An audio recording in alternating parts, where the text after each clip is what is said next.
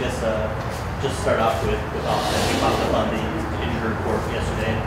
Do you have any level of concern that you won't be able to go Sunday? I know you got Ryan in the wings if you need to. I'm not really sure, to be honest with you. We'll kind of see how it feels today. He kicked yesterday, he felt all right. He'll go back out there again, kick today. Obviously, if he can't play, we do have Santoso. So either way it goes, I guess we'll treat it kind of like every other player. Yeah, I did ask how you were feeling, but what was that like to sort of watch the game from far? Yeah, I'd say, yeah, it was horrible. The hardest day for me, the whole thing was really, I mean, my health was good, and I was thankful of that, but game day was terrible. I mean, watching it from afar was just a hard experience. I did not feel good that day. But anyways, those guys did a great job. The players did a great job in the game, getting through all that stuff. But yeah, it was not fun watching it. Is it a helpless feeling, that you can't be there, even though things are going well for your unit? Yeah, I would say so. It was weird because, with the technology and everything, I was able to be a part of a lot of the stuff that was in-house. The meetings and the installation. Obviously, I got the video on the practice and was able to coach off that and teach off that from home. But once it went to game day, it was like, okay, the plan's in place, and we're just I guess I'm just gonna watch it play out like every other fan does, So it was kind of weird that way. But yeah, I mean, I was definitely nervous about it, because that those guys are stuck there on game day with the plan that was in place, and if it's not going well or you need to adjust something, you're not there to do it, and they're on their own. So you sequester yourself from family to watch it? How did you? So at that point, I had tested negative. I had one negative test at that point, not two that I needed to get back in the building. So at that point, and I knew that Friday. I knew Friday was impossible, and then Saturday I guess Sunday I got a negative test back. I got the rapid test first, but that one didn't matter. And so anyway, so at that point, then we were able to be together. So that was good. That was one positive. Oh, right. That's because you probably couldn't be with the family until you tested. Yeah, so I was at home the whole time, but I was separate of them, or quarantine, quote quarantine. Coaches, obviously do the deep dive during the bye week. Your units played really well the first 8 games. I'm curious, when you went back and look, what was maybe the biggest positive takeaway, and one thing you'd like to see you guys get much better at the last 9 games? Yeah, I would say just in general, I mean, there's always good, there's always bad. I would say in general, just as a coach from week to week, even in the bye week, I mean, our focus during the season is so much on what do we need to do to be better next week. So I would say, honestly, I mean, I look at every phase and find a million areas or a lot of room for improvement in each one of them. I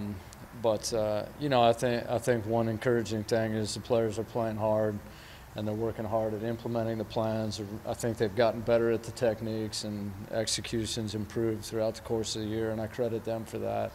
But I think, from my standpoint, I mean, I could do a better job in a lot of areas. There's a lot of room for improvement. I think with the players, they feel the same way. And in this business, if you're not focused on the next game, it'll end up getting you, So really our focus is forward and trying to get better in this game. Going back to early in the season, the chain reaction with the Jamie Collins thing was Jalen was going to see more defensive time and see less special teams time. So picked up Josh Woods from Chicago, and Campbell was highly complimentary of him coming out. He's playing a lot, obviously, in your unit. So what kind of pickup has that been for your groups? Yeah, I'm glad you asked about Josh. He's done a great job for us. I mean, I would say one of the best things about him is just his energy and his personality. He's really infectious. I mean, he's contagious when guys are around him. He plays with a lot of energy. Special teams really important to him. He does a great job of seeing the game on game day. And when I say that, I mean, he'll go out there, he'll play a play, he'll come back to the sideline, he'll tell me what he saw, what happened, and he'll go through it in his mind with me. And then the next day I'll turn on the film, or that night after the game I'll turn on the film, and everything that he said will be exactly the way it played out. And you're like, okay, he's just one of those guys who sees the game that way. So I would say he's really beneficial that way. he's a player that's always focused on, really, to get back to your question, he's a player that's always focused on like the next play and like how can we improve that, and if we do this next time and you guys do that, and he's always thinking about the game and the answers and solutions and what could we do next, and so he's got a really good mindset that way. Obviously the game's important to him. He's been really beneficial for us. The default answer for players all the time is I need to go back to the film and see it. It sounds like he has this savant grasp of almost things in real time. Like how unusual is it to have a player like that? Yeah, I feel like some of the best players I've been around kind of have that. Not all of them. I've been around some guys who've been really good players who are more just like light their hair on fire and go. But some of the better players that I have been around see the game that way, so it's obviously encouraging. You know, special teams usually gets a lot of the young guys and rookies playing on it. This coaching staff has talked a lot about trying to not overwhelm. So you have Julian, Daryl, guys that are playing key roles on offense too. So how do you strike that balance between making sure they're doing what they need to do for your unit and not overwhelming them? Yeah, too much. I would say, number one, Coach Campbell does a great job.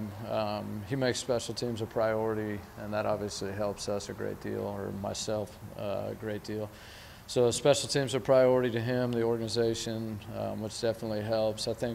I mean, we're always looking at play count, how much guys are playing, what's their role this week on offense or defense, and we're definitely trying to balance that out, because at the end of the day, these special teams plays, they take a lot of energy out of guys, and they're hard to play if you're going to play the right way.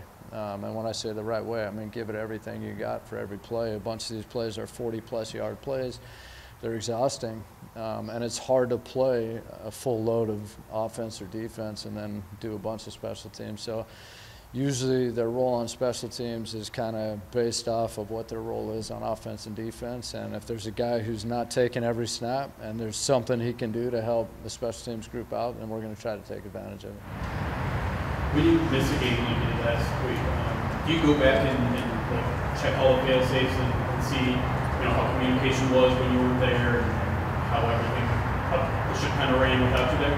Yeah, I would say when I miss a game like last week, like you say that like it happens often. That's the first time ever, but 24 years. No, I would say I do think that one thing's important, I would say, or at least is a priority for me. I think if you do a good job as a coordinator and you have, I think a big part of being a coordinator is putting in place a system. And when I say that, I mean a structure, like a practice routine. The players know where they're going to go. They know what's going to be next. They know the next drill.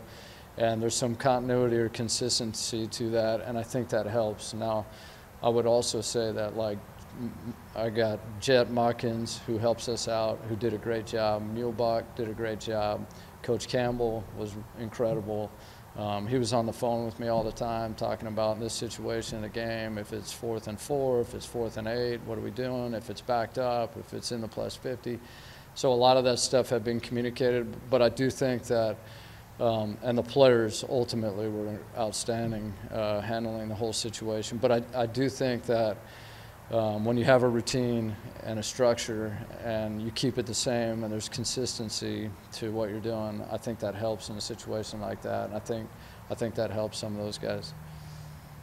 But I felt great about the communication and all that. It was all good. Yeah.